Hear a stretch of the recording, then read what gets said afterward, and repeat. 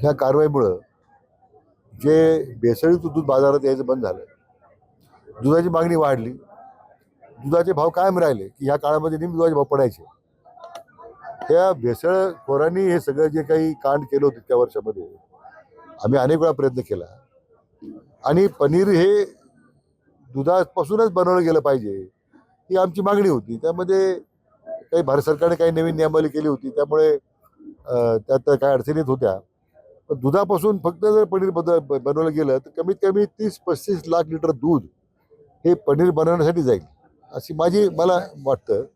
त्यामुळं भाव कमी होण्यापेक्षा भाव वाढण्यामध्ये मदत होईल, शेतकरी बांधवांसोबत त्याचा फायदा होईल. हे अतिशय दुर्दैव आहे. म्हणजे त्या हर्षवर्धन सपकाळच्या अशा बेजबाबदार तर मी निषेध करतोच आहे.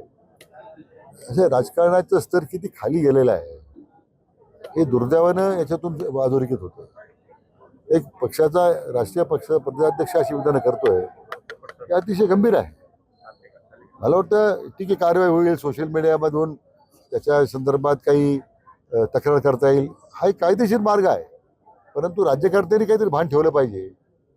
मला वाटतं अशा घटना वारंवार पुन्हा होऊ नये याची आता खबरदारी प्रत्येक राज्यकर्त्यांनी राष्ट्रीय पक्षाच्या किंवा प्रादेशिक पक्षाच्या लोकांनी सुद्धा भान ठेवलं पाहिजे. नाही, मला वाटतं जरंगे पाटलांच्या त्यांची जी पत्रकार परिषद मी पाहिली, त्यांनी जे केलेल्या मागण्या त्यांच्या ज्या आहेत त्याच्यामध्ये सरकार अगोदरच काम करत आहे.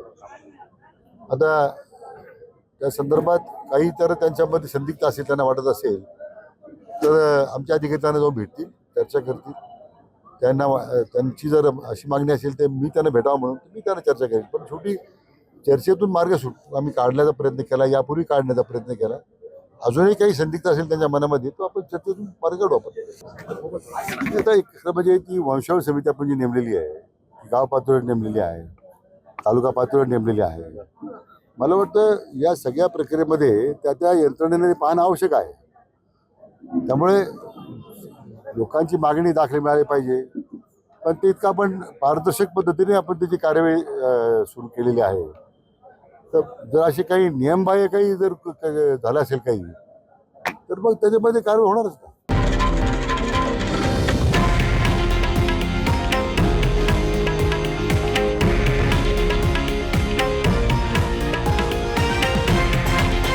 हे आहे देशातील नंबर 1 न्यूज नेटवर्क आणि आपण पाहत आहात TV9 मराठी, एकमेव.